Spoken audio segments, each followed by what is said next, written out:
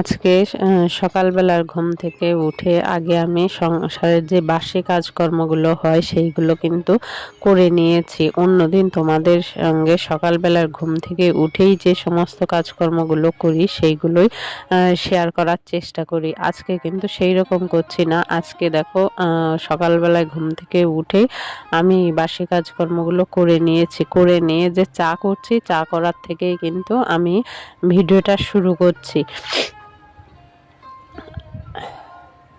আর চা খেয়েই তারপরে কিন্তু আমি আমার সংসারের যে সমস্ত কাজকর্মগুলো আজকে তোমাদের সঙ্গে শেয়ার করব সেইগুলো করব। তা দেখো চা খেয়ে তারপরে আমি এদিকে কিন্তু রান্নাটা বসিয়ে দিয়েছি, কারণ আজকে সোনার স্কুল খুলে গেছে, সেই জন্যে যদি এখনই রান্নাটা বসিয়ে না দেই তারপরে দেখা যাচ্ছে যে ও যেহেতু স্কুলে যাবে, রান্না দেরি হয়ে গেলে ওরও দেরি হয়ে যাবে, সেই জন্যে রান্নাটা বসিয়ে দিয়েছি। বসিয়ে দিয়ে তারপরে আমি তোমাদের সঙ্গে আর যে অন্যান্য কাজকর্মগুলো করব সেইগুলো শেয়ার করব।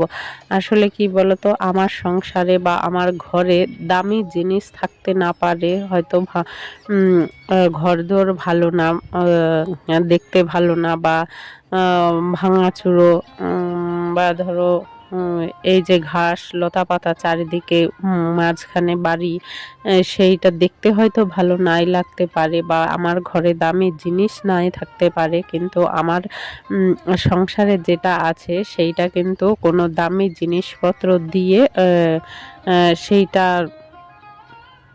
কি বলবো, সেইটা কিন্তু অনুভব করা যায় না। আমার সংসারে দামি জিনিস না থাকলেও কিন্তু শান্তির, কিন্তু সুখ শান্তির কিন্তু অভাব নেই। তা দেখো চলো আমি আমার কাজগুলো করি। আর এইদিকে দেখো আমি কিন্তু আগে জামা কাপড়গুলো ভাঁজ করে নিচ্ছি। আসলে কালকে একটু বেরিয়েছিলাম, তোমাদের বলেছিলাম যে কালকে সোনার হচ্ছে গানের পরীক্ষা ছিল, সেই পরীক্ষা দিতে নিয়ে গেছিলাম, সেই জন্য এই জামা কাপড়গুলো পরে যেহেতু যাওয়া হয়েছিল। আর এই কদিন ধরে যে পরিমাণে গরম পড়ছে, মানুষ নাজেহাল অবস্থা, রোদেও মাথা খারাপ হয়ে যাচ্ছে। তো সেই জামা কাপড়গুলো একটু কেচে দিয়েছিলাম, সেইগুলো না কেচে তো তুলে রাখা যায় না, যেহেতু ঘেমে ভিজে গেছে পুরো। সেই জন্যে এই জামা কাপড়গুলো কালকে যেহেতু দুপুরবেলা কাচা হয়েছিল, বারান্দায় মেলা ছিল, সেই জন্যে সকালবেলায় সেই জামা কাপড়গুলো ভাঁজ করে নিলাম। নিয়ে দেখো এই ঘরে যেহেতু এই দরজাটা সিঙ্কের পাশে, এখানে সব সময় ধরো আমি কাজকর্ম করি, তাই এইখানে থেকে কিন্তু জল ছিটকে ছিটকে গিয়ে আমার এই দরজাটার মধ্যে পড়ে।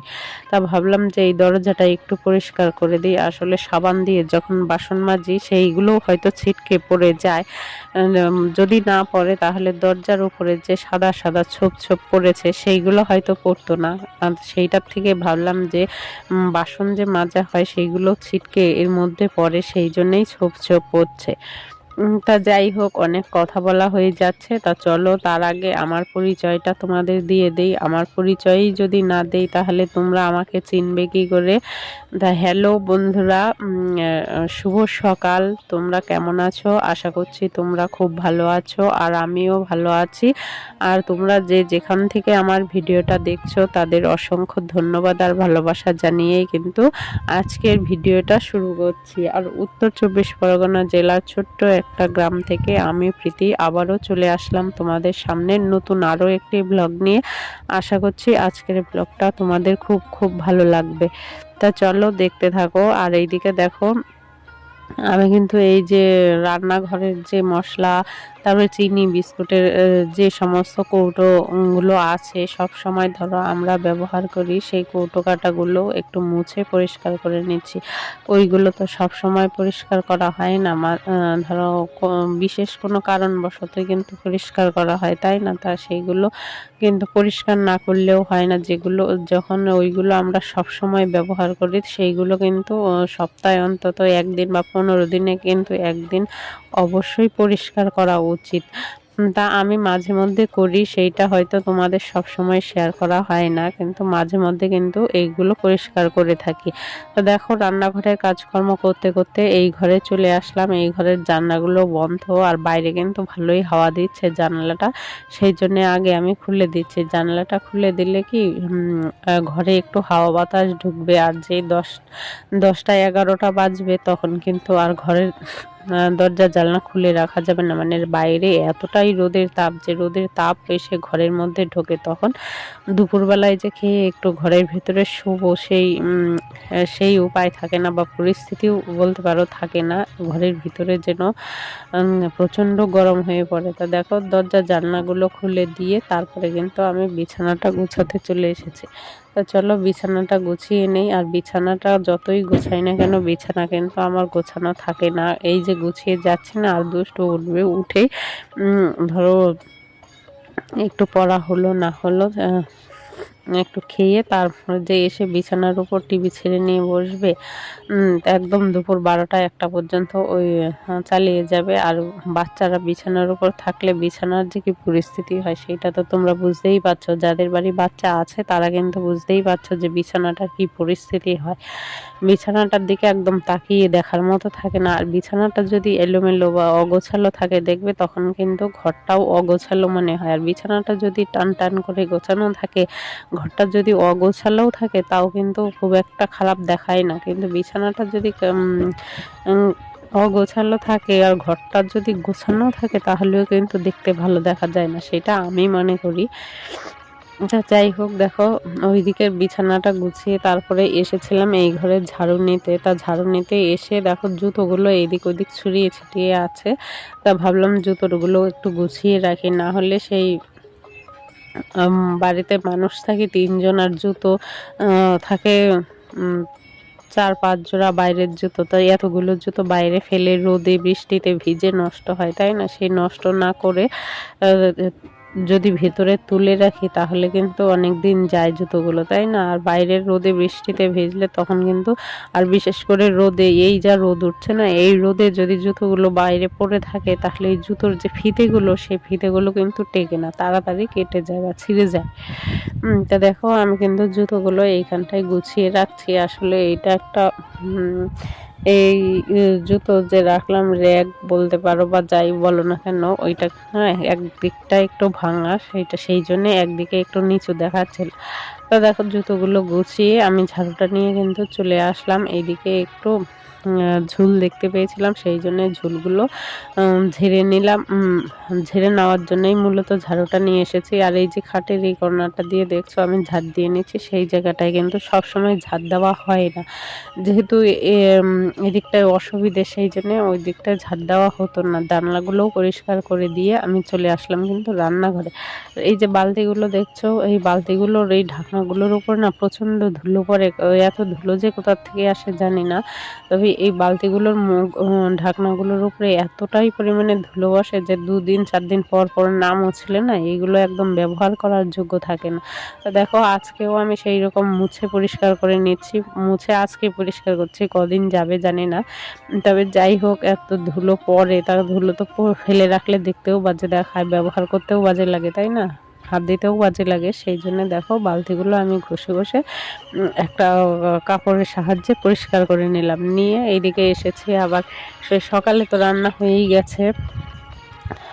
আর এইদিকে সোনাই বললো যে টিফিন নিয়ে যাবে, চাউমিন টিফিন নিয়ে যাবে। ও আবার চাউমিনে ডিম সবজি কিছুই খায় না, তা ও বললো একটু আলু দিয়ে করে দিতে। সেই জন্য দেখো আলু, পেঁয়াজ, লঙ্কা এইসব দিয়েই একদম সিম্পল যে চাউমিন হয় সেটাই করে দেখছি, একদম ঘরের নিজের মতন করে। তা ও ওইটাই খাবে। তাছাড়া যে ডিম দিয়ে আর অন্যান্য বাদাম দিয়ে চাউমিন করে দেবো তাহলেও খাবে না, সেই জন্য ওর মতন করে করে দিলাম। আর এইদিকে দেখো আমি কিন্তু সেই আর একটা তরকারি বাকি ছিল, সেই তরকারিটার জন্য এই মাছ নুন হলুদ দিয়ে রেখেছি, আর ঝিঙে আলু দিয়ে মাছের ঝোল করব, সেটা দেখো কেটে রেখেছি। আর ওই টিফিনটা করে দিয়ে কিন্তু আমাদের সকালের খাওয়া দাওয়াও হয়ে গেছিলো। হয়ে এখন সকালবেলার এই বাসনগুলোও মেজে নিলাম। এই বাসনগুলো সিঙ্কে পড়েছিল, এই বাসনগুলো মেজে তারপরে সিঙ্কটাও পরিষ্কার করে নিলাম। যাই হোক, নিয়ে তারপরে দুপুরবেলার জন্য সেই তরকারিটা রান্না করে দেখো চলে আসলাম গ্যাসটা মুছতে। তো চলো গ্যাসটা মুছে নেই। তবে আরেকটা কথা বন্ধুরা, তোমরা যারা আমার ভিডিও দেখো, আমার ভিডিওটা যদি একটুকু ভালো লাগে তাহলে কিন্তু অবশ্যই লাইক করো, কমেন্ট করো আর শেয়ার করো। আর যদি তোমরা কেউ চাও যে আমার এই ছোট্ট পরিবারের নতুন সদস্য হয়ে থাকতে, তাহলে অবশ্যই আমার চ্যানেলটাকে সাবস্ক্রাইব করে একজন মিষ্টি সদস্য হয়ে আমার পরিবারে থেকে যেও।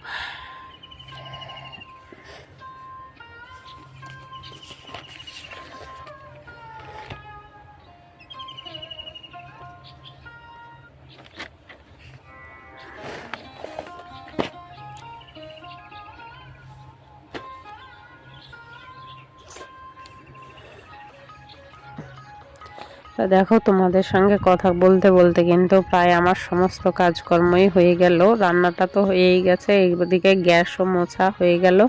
এইবার আমি ওই যে ওই ঘরটা ঝাড় দেবো। দেখো ঘরটা কিন্তু ঝাড় দিতে চলে এসেছে। এই ঘরটা ঝাড় দিয়ে মুছে তারপরে স্নান করব, স্নান করে পুজো দেব।